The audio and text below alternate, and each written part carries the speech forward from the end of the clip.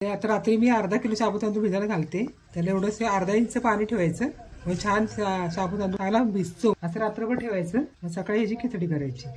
दाखवून ठेवते, उद्या सकाळी दाखवते. संध्या कुकिंग चॅनल मध्ये आपलं स्वागत आहे. मी आज तुम्हाला दाखवते साबुदाणा खिचडी. त्यासाठी मी गॅस चालू करून घेतलेला आहे. कढई गरम करायला ठेवलेली आहे. त्यासाठी मी 2 उकडलेले बटाटे कापून घेतलेले आहेत. अर्धी वाटी शेंगदाणे भाजून घेतलेले कूट करून घेतलेले आहेत. 2 मिरच्या कापून घेतलेल्या आहेत. 2 साबू तांदूळ भिजून घेतलेले आहेत. हे रात्री भिजायला घातलेलं. खिचडी करून दाखवते. कढई गरम झालेली आहे.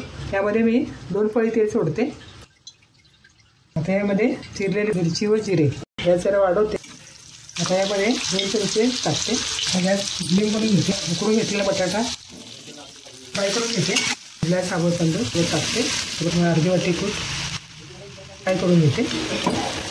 गॅस बंद केलेला आहे. आता मी खिचडी काढते एकाच ताटामध्ये.